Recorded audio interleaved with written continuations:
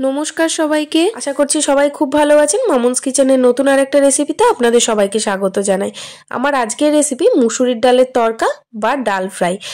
তরকা বলতে আমরা যেটা বুঝি যে পাঁচমিশালি ডালের মিশ্রণ বানিয়ে সেটাতে আমরা তরকা বানাই, কিন্তু আজকে বানাচ্ছি মুসুর ডালের তরকা।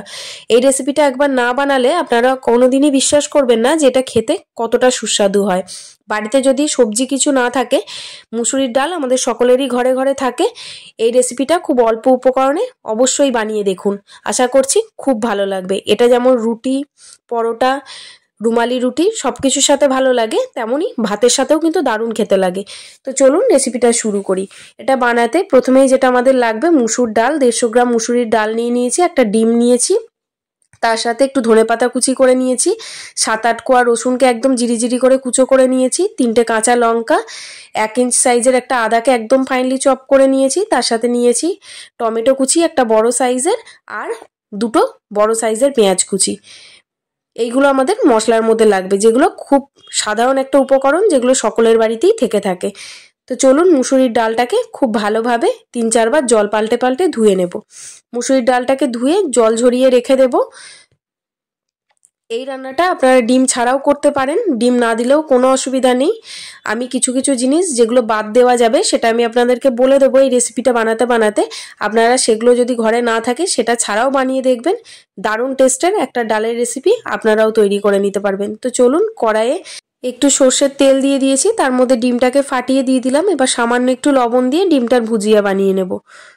মাত্র 150 গ্রাম ডাল দিয়ে যদি এই রেসিপিটা আপনারা বানান, অনায়াসে 5 থেকে 6 জনের খাবার আপনারা বানিয়ে নিতে পারবেন।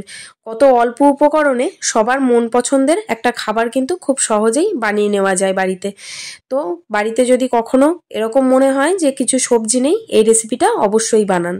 ডিমটার ভুজিয়া করা হয়ে গেছে, এবার তুলে রাখলাম। এবার ওই তেলের মধ্যে আরও 3 থেকে 4 চামচ সর্ষের তেল দিয়ে দিচ্ছি। তেলটা গরম হয়ে গেলে এর মধ্যে কেটে রাখা পেঁয়াজটা দিয়ে দেবো। আমি এখানে বেশ বড় বড় সাইজের 2টো পেঁয়াজ দিয়েছি। পেঁয়াজটাকে একটু ছোট ছোট করে কুচি করে নিয়েছিলাম। পেঁয়াজটাকে সামান্য লবণ দিয়ে একটু নরম নরম করে ভেজে নেব। খুব বেশি লালচে করে ভাজার দরকার নেই, রংটা একটু ফ্যাকাশে হয়ে আসলেই চলবে।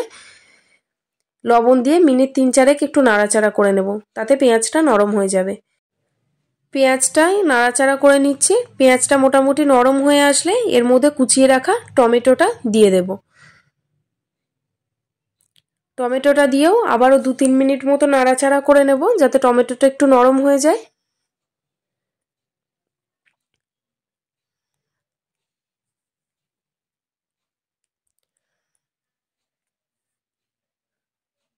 টমেটোটা একটু নরম নরম হয়ে গেছে, এবার এর মধ্যে একে একে কুচিয়ে রাখা বাকি উপকরণগুলোও দিয়ে দেব।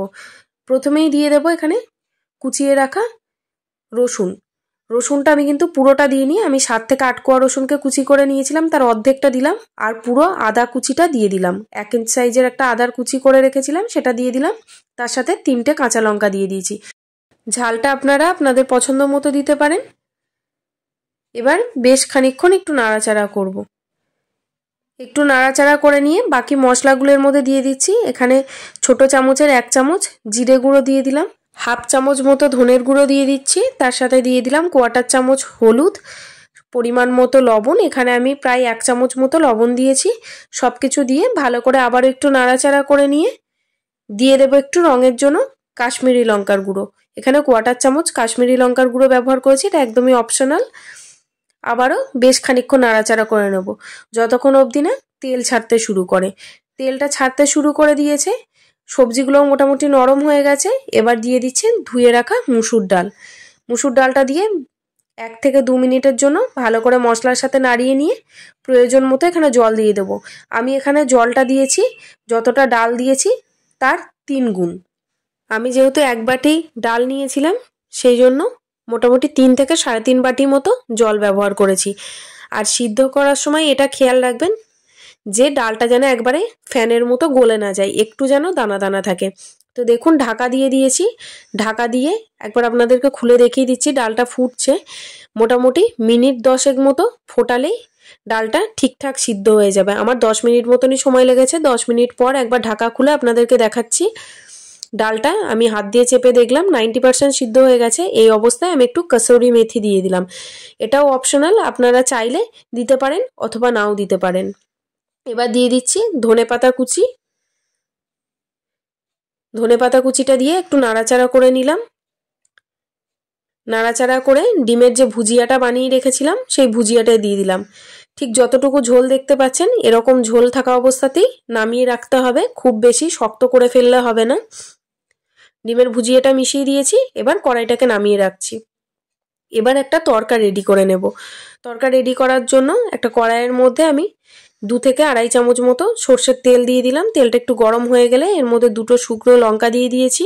এবার এর মধ্যে একে একে দিয়ে দিচ্ছি সামান্য একটু গোটা জিরে, একটু কাশ্মীরি লঙ্কার গুঁড়ো, তার সাথে বাকি যে রসুন কুচোনোটা ছিল সেটা দিয়ে দিলাম। আর দিয়ে দিচ্ছি সামান্য একটু তড়কা মশলা। তড়কা মশলা আর কাসুরি মেথিটা একদমই অপশনাল। আপনারা যদি তড়কার মতো ফ্লেভার না পেতে চান তাহলে তড়কা মশলা আর কাসুরি মেথি দেওয়ার একদম প্রয়োজন নেই।